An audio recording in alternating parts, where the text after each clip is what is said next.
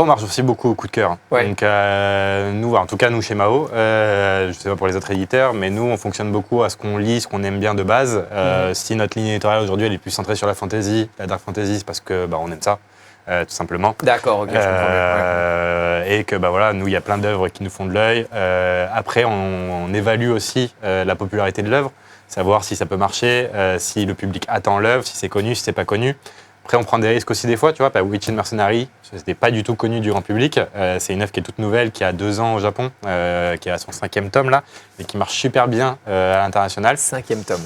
Et donc, qui marche super bien à l'international, et en fait, qui est publié par un éditeur japonais qu'on affectionne beaucoup, qui s'appelle Micro Magazine, avec qui on travaille beaucoup. Et ils nous l'ont présenté. Cool, et en fait, moi, j'ai tout de suite adoré les illustrations, j'ai tout de suite adoré le pitch. C'est vraiment de la dark fantasy pure, c'est ma cam. J'ai dit vas-y feu, on y va. Et pour le coup, on a des super bons retours dessus.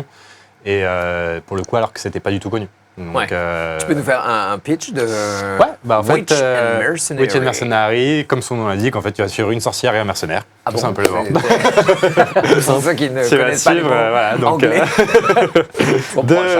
Deux protagonistes. Tu es dans un monde où les sorcières ont un petit peu apporté la prospérité à l'humanité, etc., avec leur pouvoir et tout, sauf que les humains, maintenant qu'ils ont tout pris aux sorcières, ils les considèrent comme une menace et veulent les éradiquer. Donc ils font de la chasse aux sorcières. Allez.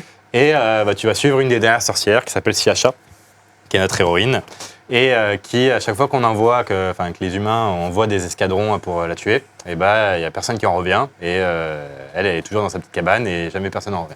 Donc elle est vue comme le diable, c'est la grande méchante, etc. Et notre protagoniste, donc Jiggs, il va faire partie du nouvel escadron qui est envoyé pour justement tuer cette sorcière.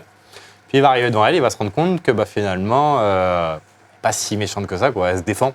Elle se défend par rapport aux assaillants qui viennent la voir à chaque fois et la déranger chez elle. Et il va faire un pacte avec elle, parce qu'il reste mercenaire, et en échange d'un paiement, en échange de la paye, il va devenir son garde du corps.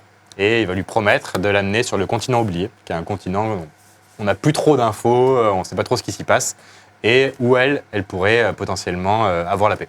Et en fait, on va suivre leur aventure à partir de là, et ils vont leur arriver plein de péripéties.